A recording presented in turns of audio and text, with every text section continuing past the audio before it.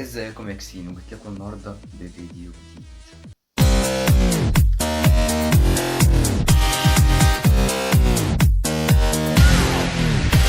فيديو النهارده انا بصراحه مش عارف ابداه منين، لان بامانه الموضوع ده بقى كبير فشخ، وبتوع التيك توك هم اللي كبروه بامانه. او ما اعرفش اذا كان هو كبير ولا مش كبير، بس ما علينا. هخش لكم بالفيديو. مبدئيا كده هو يخرب بيت ام التيك توك بامانه. مبدئيا يخرب بيت ام التيك توك. هو كلكم اكيد عارفين موضوع هبه، ومش عارف اللي حصل مع هبه. انا بصراحه مش مصدق بامانه، ومحدش يقول لي مش عارف ايه، انت مش مصدق ليه؟ مش عارف. هتعرف ليه في الفيديو ده انا ليه مش مصدق. اما انا اول كلامي كده هتكلم عن اللهبل اللي كان طالع لك حاطط لك قطره كده وبيعيط. ما علينا، انا مش هجيب صورته اساسا، ولا هجيب اسماء، ولا هجيب صور، ولا اي حاجه غير في حاجه تخص الموضوع اللي انا بتكلم عليه من الاخر. محدش مني يستنى صور. واكيد كلنا شفنا الفيديو ده. يعني هو اللهبل اللي طالع يعيط لك في فيديو ويقول لك ايه؟ يقول لك محمود البنا، البت بتاعت المنصوره، ولسه في كتير. مش عارف. انت عبيط يا حبيبي؟ إيه يعني؟ انت محمود البنا احنا عارفين اللي هو اتقتل. البت بتاعت المنصوره اتقتلت. الحادثه بتاعت اسماعيليه الراجل اتقتل، انما دي ما اتقتلتش. ومحدش يقول لي انت مستنيها تتقتل. لا، مش مستنيها تتقتل يا حبيبي. انا بكلمك في موضوع تاني.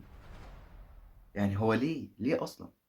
يعني انت ليه عشان تطلعي مش عارف تقولي قضيه، وتقولي اللي هو قتلك ومش عارف قلعك هدومك وكان مركز على مش عارف. انا مش قادر انطق. يعني هو معلش، يعني اكيد المنطقه انت فيها دي فيها ناس، واكيد فيها ناس هتحوش. فانت ما تتوقعش ليه احنا نطلع نصدق اللي الناس وقفت تتفرج عليكي وهو عمال، وبتقولي دقيقه ولحظه ودقيقتين. ده مستحيل يكون ثانيتين على بعض اصلا. من المستحيل الواحد يستحمل يشوف منظر زي ده في الشارع، البنت بتعمل فيها كده ويسكت. دخلت الحمام بترتعش وبتعيط وخايفة من المنظر. أنا دخلت وقفت كده في وش اللي بيضرب أبويا، في وش اللي بيضرب أبويا، علشان مثلا إيه يقف يشوفني بنت، يقولها مد إيد على بنت حتى يستحرم. لقيت أبويا بيتشد من 3-4، وأخويا ممسوك، وواحد بيشدني من شعري وبيسحلني في الشارع، وكل تركيزه على هدومي، كل تركيزه. وقسما بالله العلي العظيم، وقسما بالله العلي العظيم، لو جيتلي على باب الجنة ركعين بهسامح. حسبي الله ونعم الوكيل. سايب كل حاجة وماسك في بنطلوني. انا ما كنتش عايزه اطلع اتكلم، والله العظيم ما كنت عايزه اطلع اتكلم. انا تعبت. انا امبارح وانا بقول كده بتقطع. انا اصلا مش عارفه انا ايه اللي حصل في الدنيا عشان يحصل فيا كده. انا كنت بشوف الظلم في المسلسلات اقعد اعيط، دلوقتي الظلم متطبق علي. الواد ماسكني، دي اسمه تمر الألفاظ،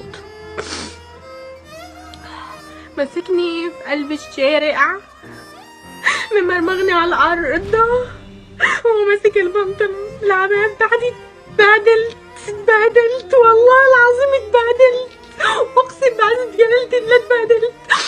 وماسك البنطلون بتاعي بيقلعني فيه، وانا كنت بقول له حرام عليك بصوت بقول الحقوني يا ناس.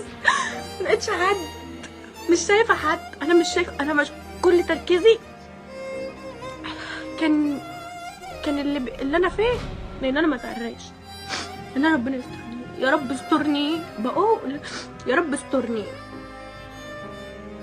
والله العظيم. وقسما بالله انا ما كنت شايفه حد بيتفرج. انا الناس كلها كانت مرمومه، بس ما كانش في حاجه قدامي، وانا كنت عارفه اعمل حاجه غير ان انا امسك في هدومي واتبت فيها، بقول يا رب استرني. انا قلت يا رب استرني. فانا لما ربنا نجدني، انا على فكره اقسم بالله ما كانش حد حاش عني في اللحظه دي. يعني الموضوع مر عليه دقيقتين كانوا اسوأ، دقيقه ولا دقيقتين كانوا اسوأ فحصل في لحظة، بس كانوا أسوأ ما يمر على الإنسان. كنت حاسة إنهم سنين. طلعت أجري حافية، سبحان من خلاني أقدر أقف على رجلي. وأنا طالعة بجري شفت ناس قدامي بتجري. من ضمن الناس دي شفت تيشيرت جاكيت واحد لابس اصفر، ده الوحيد اللي يعني جيت عليه عشان اللون اللي هو لابسه، بس ما كنتش اعرف هو مين. طلعت جريت على السكه.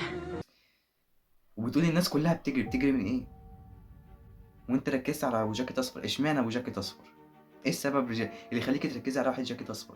مبدئيا كده انا مش عارف الموضوع ده بجد ولا لا بامان، بس انا متاكد منه اللي الحقيقه كلها مش واصله. اسمعوني بقلوبكم يا محترمون، يا محترمون، يا رجال يا نساء الذين في الخارج، أيها المتحدث، من ينقل هذا الكلام، من يصور، اسمعوني بقلوبكم.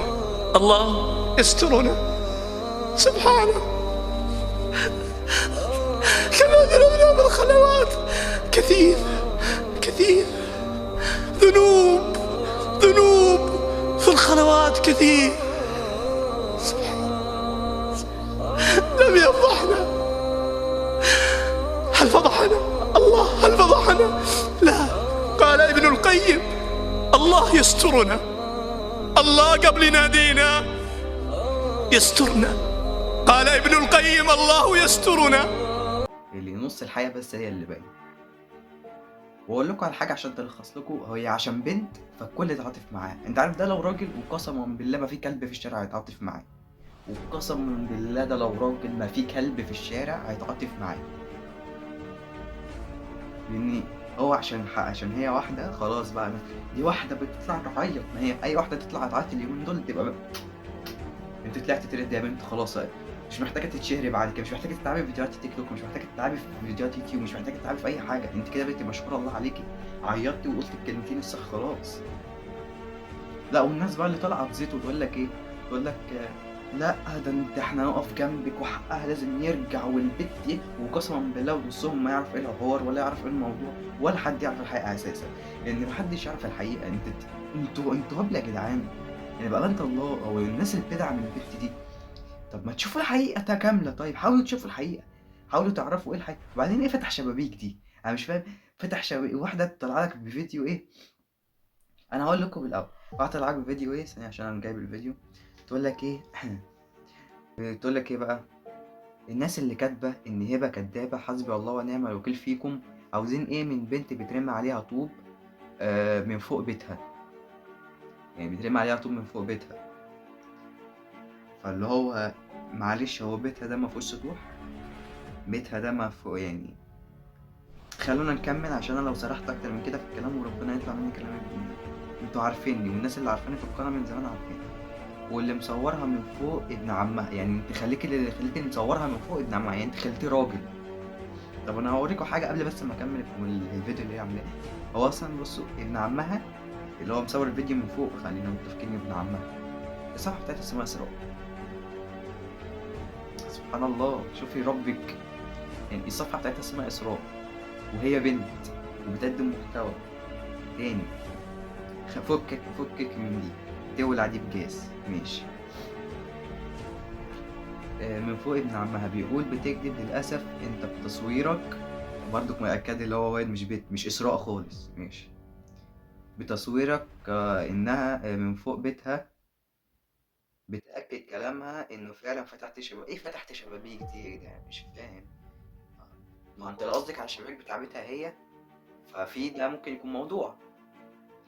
هو ما بفتحش شبابيك، انا مش عايز اتريق وقسما بالله مش عايز، الموضوع ما فيهوش هزار ومش عايز اتريق، بس انا تافه. فانت تستعد لاي لاين تفاهه او ستاند اب كوميدي هيطلع مني.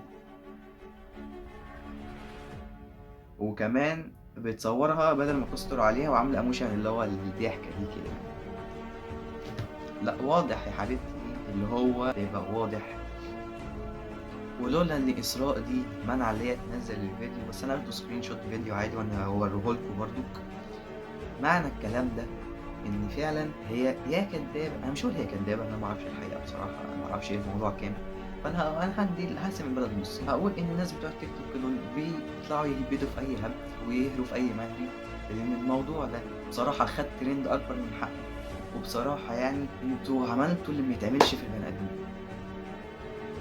يعني انتوا بدل ما تشوفوا يعني هي واحده على الاقل ليها ناس، ليها قرايب ومركزين معاها وعشان ايه، وربنا انتوا الناس اللي بتطلع تتكلم دي انتوا ما شفتوش ربع جرايم. تخيل انت يا صاحبي تكون شايف في الشارع قدامك واحد بيتغز لسبب اللي هو بيدافع عن واحدة زي محمود البنا اللي انت حطيته في الموضوع اصلا، اللي هو مكان تاني. هو والبت بتاعت المنصورة اتقتلت عشان هي رفضت عريس وبرضه قتلها. فانتوا بتتكلموا ازاي؟ بأمانة انتوا بتتكلموا ازاي؟ يعني واحد اتقتل عشان كان بيدافع عن واحدة، والتانية اتقتلت عشان رفضت واحد هو كان مجنون أصلا وقتلها بسبب كده، وبتقارنوها بواحدة لسه عايشة، والحوار أساسا ما تعرفوش بجد ولا لأ. والناس اللي شاف، أنا يعني أتمنى لحد يشوف الحادثة بجد يكتب لي في كومنت إيه اللي حصل بجد. أتمنى. أنتوا مش عارف أنتوا في إيه. يعني أنت وربنا أنت عمرك ما شفت. أنت لو أنت أكبر جريمة شفتها في حياتك اللي عمال تطلع تعيط وده أنت عمال تغنيه وتقول هنقف جنبها ونجيب حقها. أنت أكبر جريمة شفتها في حياتك اللي انت قتلت الصرصار، ده اكبر جريمه في حياتك. انت تلاقيك لسه مفطوم من سنتين وجاي تعمل لنا فيديو اول مره اطلع بفيديو بصوتي. انت ايه يا حبيبي، مخك في حاجه؟ انتوا مخكوا في حاجه؟ انتوا الناس اللي بتعمل الترندات الهبل، مش عايز اقول ترندات هبل، الناس اللي بتعمل الكلام ده انتوا واعيين انتوا بتعملوا ايه؟ انتوا واعيين انتوا عملتوا ايه في ناس؟ والمشكله اللي انتوا بتستعطفوا قلوب الناس. يعني انتوا بتعملوا الموضوع ده عشان كام لايك وكام كومنت مش عارف كام ايه، عشان تستعطفوا قلوب الناس. مبدئيا انا عارف الفيديو ده مش هيجيب مشاهدات، انا عارف، بس يعني أنا مش هقول اكتر من ان انت حاول يا حبيبي اللي انت تعملش كده. يعني حاول تفهم، حاول تفهم ان في ناس ما ينفعش تتقارن مع ناس تانية. يعني مش عارف اجيب لك ايه بصراحه وقسما بالله.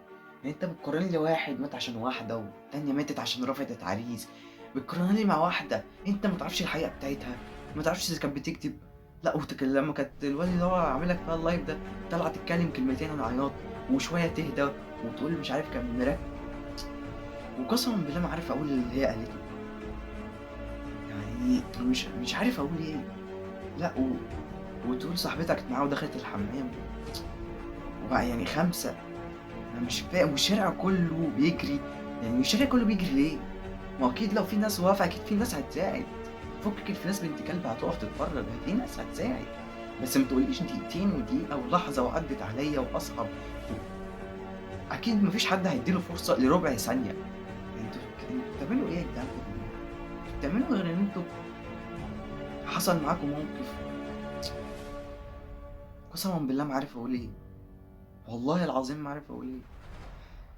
يعني انت عمرك ما شفت واحد يا اسطى وربنا ناس مرميه في الشارع بتاكل زباله وانتوا مركزين لها مع البت؟ يعني هي لابسه هدوم اصلا غاليه. يعني فكك اللي انا مركز مع الهدوم اللي هي لابسه، فكك من الهدوم اللي هي لابسه خالص، غير كانت غاليه ولا رخيصه ولا معقول. بس في ناس حرفيا بتاكل من الزباله مش لاقيه بيت، في ناس مرميه في الشارع مش لاقيه مكان تروحه، وانت مركز لي على حته. يعني مش عايز عم يتيب مصري يا عم. شو يا عم يعني كده اهو. يعني شوفوا الفيديو الجاي، بأمانة شوفوا ده لو في فيديو جاي بقى.